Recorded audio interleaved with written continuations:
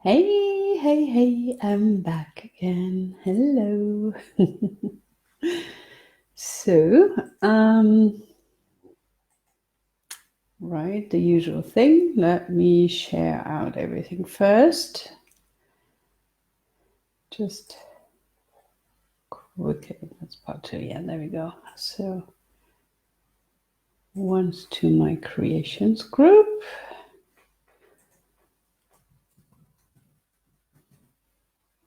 There we go. And yeah, the other one to my page. And if you haven't already liked it yet, I'd be ever so grateful if you did. Divine Writings, it's in this group, whichever one you're in on the top. You can't miss it. So there we go. Right. Brilliant. Hi, Shaw. Hi, Kara and Colin. Okay, so before I just start squinting again, and Pat, hello. I better put on my reading that. Oh, I think just 1 second. I think I put my fingers on there. That doesn't really help with improving the view, does it? So, the last one that we had was reading from the first book, Seals in Spain, which is called Tank, and from the trilogy, Reverse Harem. And now this one is another trilogy, romance novels, military romance actually, which is called Band of Brothers. And the first book of that, Hi Jade, is called Drew. So yesterday I've read chapter 1 and 2, and today I'm reading chapter 3 and 4 from that. And I have another break, and then I'm going to be doing the last reading, okay? So enjoy, settle back, get nice and comfy, and one more sip of water, and then we'll start.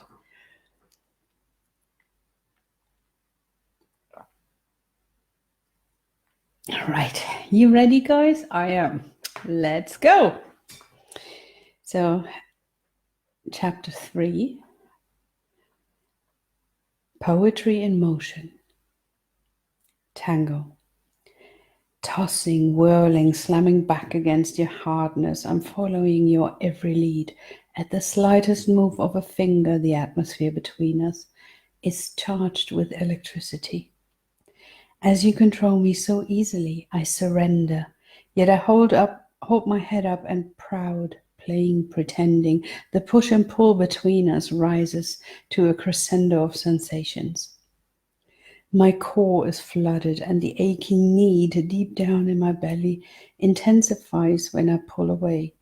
Yet you rein me in. Once again, our bodies melt into oneness. Your power throbs, spreading through my soul. My longing grows with one gaze into your smoldering eyes. As we dance, you and me, together, apart, together again, our souls connect in a way that our bodies cannot yet fulfill. I quiver under your touch, when your fingers run a trail of fire down my front, but stopping short before reaching the painful need inside me. I'm close, so very close to exploding. One touch is all it takes for me to become one with the stars. Alas, that longed-for touch, it never comes, and so we dance. Our sweet pain a torture expressed in liquid motion. All too soon the music fades, and I am left bereft, with nothing but the sweetest memory, the pulsing of the universe distilled to a drum at the apex of my slick thighs, in unfulfilled need. Raven's voice trailed off, and she slowly opened her eyes. Fuck, that is sexy, man. And the way you spoke and your expression. Shit. Chad moved in on his seat, adjusting his position. When did you write that? Rico asked. How long did it take you? Z asked. The two men spoke nearly at the same time. I just made it up, Raven said with a smile, happy they liked it so much. The men's jaws dropped. You're kidding, right? Nacho asked. Raven told them she was serious and that their little photo shoot had inspired her. She laughed, trying to make light of it, and then Nacho's eyes flickered over to Drew, but quickly settled back on Raven. Well, I'm sure I can speak for all of us when I say we're happy and proud to be part of such a highly artistic creation, he said. Raven blushed, knowing he knew, but didn't expose her. You know, if all your poetry is that nice, you should think about publishing a book, Rico suggested. Raven told them that she had several poetry books published already. Some were single entries into compilations of works of various poets, and 3 were her own work entirely. So that's why you were at the convention. Did you recite anything yourself? Z asked. Raven affirmed. She told them she had been invited and had read 5 of her poems. The men wanted to know if any prizes had been awarded, and Raven told them there had been indeed. It's called Poet of the Year Award, she said. I'm sure you got it, right? Z asked. Raven blushed and nodded. She was a humble person by nature and didn't like to brag, but the men had deduced it for themselves. She could see how impressed they were. Wow, the man stared at her. Even Drew's eyes were on her now. She felt her cheeks burn and slunk back into the seat. That's nothing to be embarrassed about. You should be proud of yourself, Notchu told her, and the others agreed. I am. I'm just not used to so much attention. Mostly I sit at home at my laptop and write, and suddenly I'm in a ballroom full of people in evening gowns, and there are TV crews all over. And I stand on stage and I'm given this trophy and a check and a publishing contract and all that. She gestured helplessly, feeling exposed at the memory of it. The looks on the men's faces, whose eyes were trained on her now, made her feel even more insecure and vulnerable, although they were so supportive and impressed by her achievements. God, you're so cute, Z sighed and enveloped her in a bear hug. It felt good, comforting, and safe. It wasn't sexy. It was meant to reassure her, so she gratefully allowed herself to fall into it. Did they air it live? Rico asked. No, they said they'll show it tomorrow night at 8 p.m. local time. I think the show is called Baxter's Corner or something, Raven said, trying to remember the name of the show she didn't know because it wasn't aired in Europe. Baxter's Couch, Drew corrected her quietly. Raven nodded. You've been interviewed by Douglas Baxter? Chad asked, stunned. Well, yes. Do you know him? She asked in surprise. Raven had assumed that a man who interviewed a poet and covered a poetry convention wasn't really mainstream. Poetry was more of a niche market, she thought. Yes, we know him. He's right behind opera in popularity on national TV, you know. Nacho explained. You had no idea? Raven could only shake her head. The man had been so kind and down to earth, not like she had imagined a TV superstar at all. He had been very friendly to her and made her feel relaxed and at ease, although they had talked in front of rolling cameras, something Raven was not used to at all. Girl, you are a superstar now, trust me, Rico said. Raven didn't really believe it. Oh, look, there he is, she said, and waved at the man with a smile. Doug Baxter had just walked into the bar. He approached their table at once. Raven, dear, I was looking for you, he exclaimed while everyone else stopped whatever they were doing and stared. Oh, really? Doug, these are my friends, Rico, Chad, Nacho, Z, and Drew. They are Marines, she said, introducing her newfound friends formally. Everyone, this is Doug, the gentleman who interviewed me earlier. Marines? Doug asked. Are you on leave? Yes, sir. We're pen pals of Ravens, and when we texted her saying we had just arrived in Vegas today, she wanted to meet up. She wanted to meet up, of course. Drew lied. Raven's mouth opened, but Nocho kicked her lightly under the table. Pen pals? Doug asked. I read a couple of her poems online and wrote her a message saying how much I liked them. You know, when you're deployed, there's not much you can do in your spare time. And she was so kind to answer back, and my team here were interested as well. So when I told them about her, so Raven gave us a poetry reading via Skype and sent us letters, although she's not even American. She's got such a big heart, Drew elaborated his fictitious story. So we thought we'd surprise her. Our leave was coming up, and she told us she'd be here, and here we are, finally all together in person. Yeah, she's like our little mascot or sister, Z grinned, hugging her around the shoulders once again.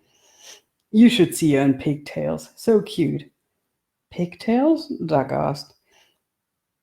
Well, I'm not sitting at home in evening gowns, you know, Raven said, blushing. Look, the reason I was searching for you is that something went wrong with the camera, and I wanted to ask you if we could redo the interview. I'll pay you extra for your time, of course, Doug said. What now? Raven asked with trepidation. Doug only grimaced. I'm afraid so, yes. But why don't you bring your friends? I'm sure my audience would love to hear what they've just been telling me. You know, I've got a lot of patriotic folk watching my show. You'll have to ask them, Raven stuttered. She wasn't sure whether the men would want this and whether they were actually allowed to do so. We'd need the permission from our commander, Drew said. Do you think you could put me in touch with him right now? Doug asked, seizing the opportunity that he'd not been turned down. Drew shrugged and said he'd try. He made the call, told his superior what it was all about, and then passed the phone to Baxter. They were granted permission within 2 minutes. Of course, he'd said yes. That's free military marketing, Chad snorted.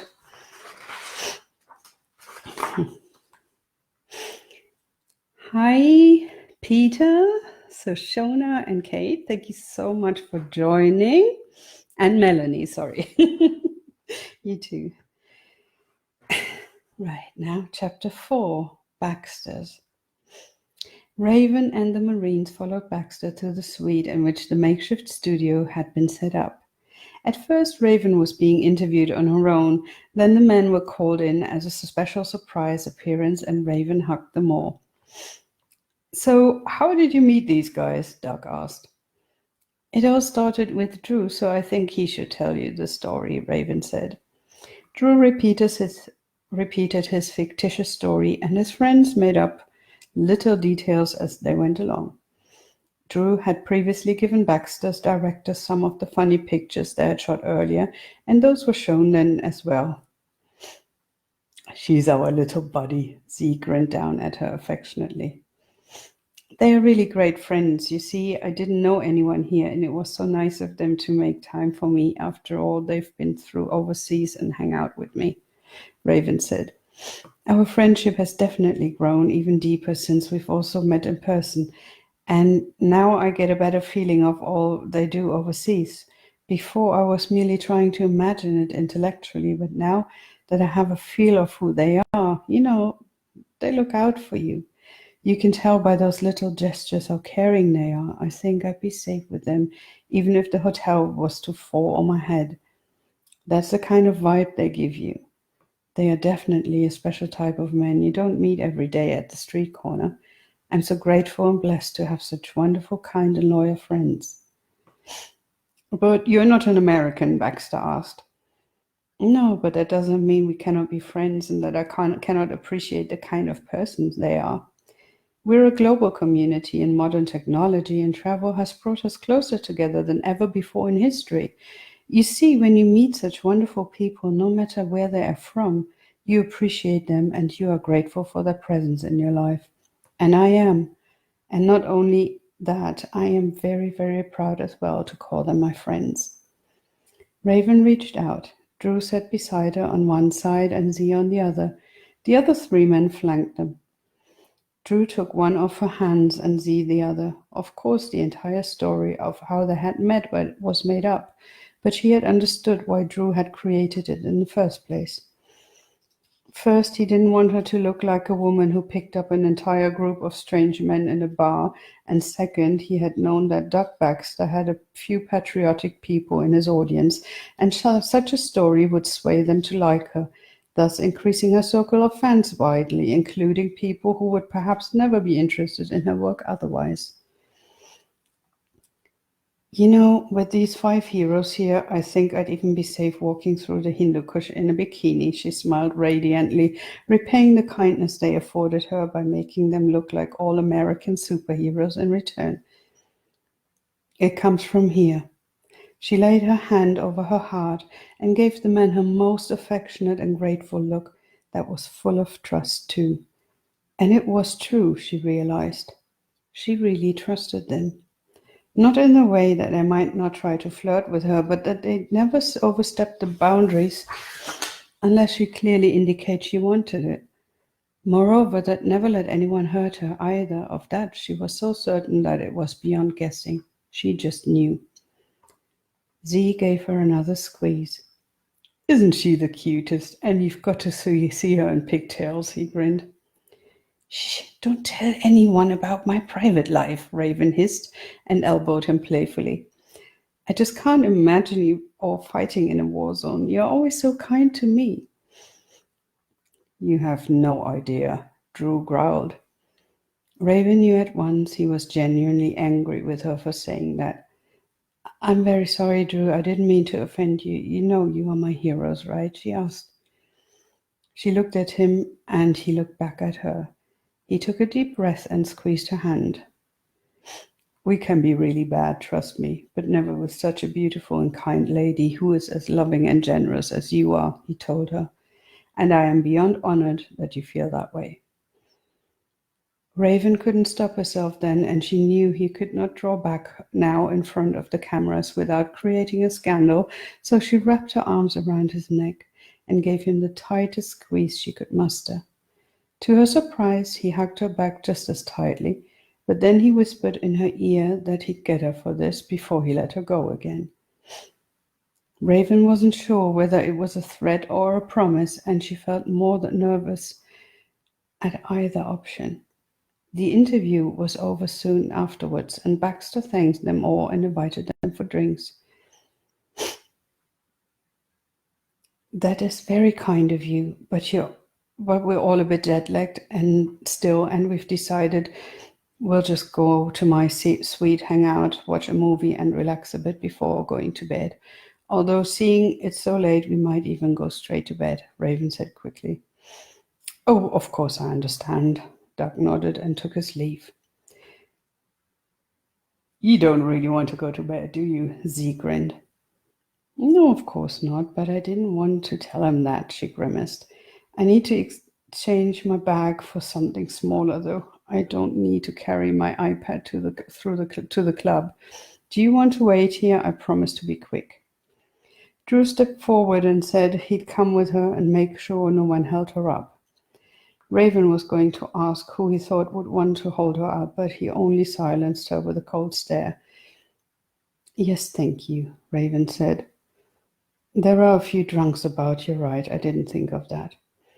He took her arm and led her over to the lifts. Some other people entered with them, and Drew kept a stony silence. Raven told the man pressing the buttons that she needed the 12th floor, and the man obliged and gave her an appreciative once-over. Drew only shifted his stance slightly, but the man took one look at him and quickly turned away. Raven turned her head to look at Drew and gave him a grateful smile. By the 7th floor, everyone else had disembarked and they were alone at last. And that was when Drew rounded on her. What the fuck do you think you're doing, making us look like your personal bunch of teddy bears on national TV? He burst out angrily. Raven was completely flustered, stuttered an apology, and said that this hadn't been her intention and that he had misunderstood. Oh, really? You've been cuddling up with Z as if he was your big papa bear. Now, let me tell you. The doors opened. They had arrived on the 12th floor. Raven made a careful gesture. Drew took her arm and led her out of the lift, then asked her which way her room was. She pointed to the right, and he walked her down the hall. Drew, I'm really sorry. I know you guys are... What? He interrupted. Intimidating, she said. Intimidating? Which one of us has intimidated you? He barked. I'm scared now, she said, but looked him in the eyes. Drew stopped in his tracks and let go of her arm. Do you honestly think I'd ever hurt you? He asked. No, she said. That doesn't sound convincing, he said. Not physically, she qualified. He scowled at her. I'm sorry. Maybe it's better I'll just go to bed and you go ahead without me. I'd just be in the way anyhow, she said. The last thing Raven wanted was an evening of seeing Drew being angry with her, and she was sure the others wanted to flirt and take some girls back to the hotel.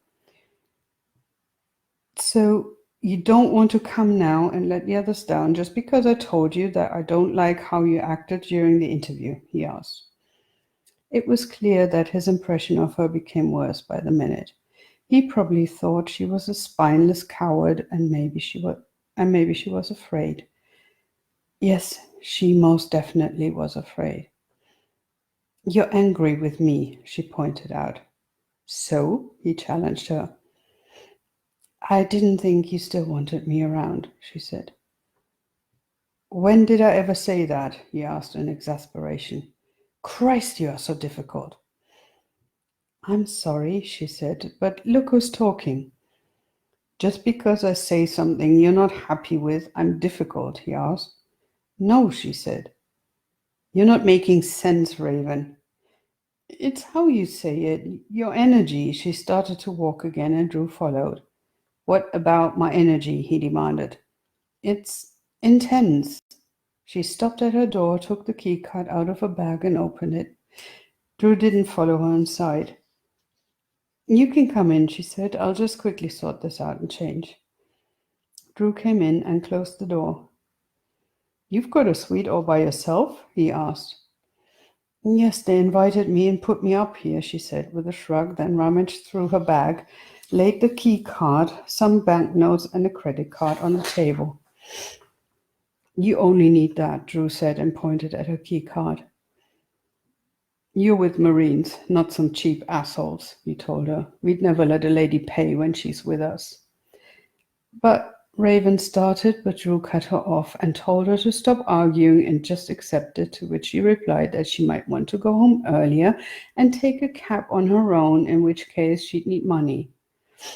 You don't honestly think we'd let you go home on your own, he said. Why not? Raven asked, slowly wondering if she had been caught in a time warp and landed in a previous century. We take a lady, we bring her home safely, he said slowly, gesturing to it as if she was a child who needed to have it spelled out. But you don't have to leave just because I'm tired, she said. Drew ran a hand through his hair and growled in frustration. One thing is sure beyond the shadow of a doubt, he declared. We must be really different to European men. You are, in the best sense, she said quickly, to ensure that he didn't mistook her meaning again and felt offended all over. I just don't want to be a burden. You've been deployed overseas for 9 months. You've deserved your fun without having to worry about anyone else. His features softened. Are you really worried about us that much? He asked. It's called consideration, she said. You've shown this to me, and I'm returning it. With that, she walked to her bedroom, but left the door open so they could still talk. She wasn't afraid that Drew would follow her and use the situation to his advantage. Oh my God, she exclaimed. Drew was with her in a flash, his body tight as a wire, ready to defend her from any harm. What? He asked, looking around quickly. They even unpacked my suitcase for me. That's so nice, she said with a happy smile. I thought there was an axe murderer in here or a dead body in your closet, he said, deflating again. Oh, I'm so sorry, Raven apologized, realizing that where he came from, this reaction would be normal to an exclamation as hers. It's all right, forget it, he said. I can't. She shook her head and looked at him. Why not? Did I intimidate you? He snorted. No, you were right there to protect me without paying a second thought to your own safety when you assumed there was some danger here. That means a lot to me, and I won't forget it. I don't want to forget it, so don't ask me to. His nostrils flared, but then he gave her a brief nod and strode out of the room, closing the door behind him. Go get changed, he called over his shoulder. Raven put on a short skirt, which was made of a glittery white fabric, and a pink top, which left her midriff exposed and showed her cleavage to perfection, enough to be hot and sexy, but not enough to look trashy and cheap. A broad belt rounded off the outfit. In the bathroom, she took off her red lipstick and applied some lighter lip gloss. If Drew were to kiss her after all, she didn't want to end up looking like a clown.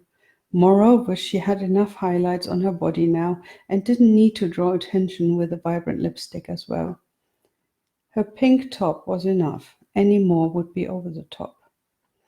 When she returned to the lounge, Drew's eyes widened, but then just as quickly the poker face was back in place. Let's go, he said, starting for the door. Drew? Yes. As I don't need a clutch, could you pocket my keycard, please? She asked him. Don't you need some whatever women carry around with them, like nail polish or lipstick? I guess I'm not a typical woman then, she smiled, amused at the nail polish he had mentioned. What about your phone? What for? You're with me and everyone else will assume I'm sleeping. Who is everyone else? Drew asked. My parents and friends in Europe, she said. So you're really not seeing anyone? He suddenly asked. Raven shook her head. Why did he have to ask again? She had already told the whole gang she was single. She handed him her key card, which he put in his wallet. Thank you, she said. Thank you for trusting me, he said. This time, he didn't take her arm as they walked down the hall, so Raven slipped her hand lightly under his elbow. He didn't acknowledge it, but didn't pull away either. However, he lifted his forearm, so her hand rested comfortably in the crook of his elbow. It felt good, really good. Too good. As they waited for the lift, they stood side by side, not saying a word, not looking at each other. But Raven didn't know where in the world she'd rather be. But right here with him, touching him.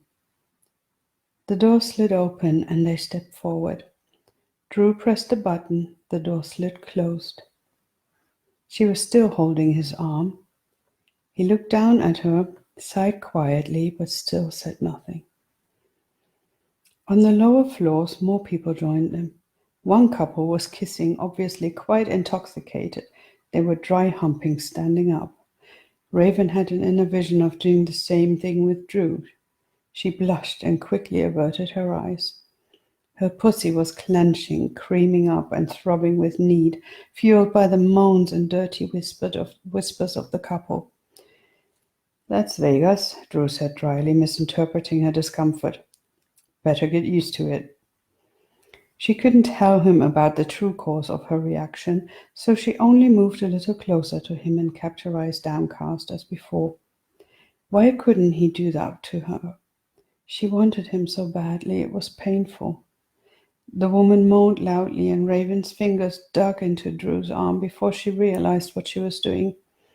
He laid his other hand over hers and patted it. It's all right, he murmured softly. She decided to let him keep thinking. She felt scared and embarrassed and moved closer against him, pressed her cheek against his arm. He was rubbing her upper arm now, turning towards her to shield her with his body from seeing the couple getting even hotter.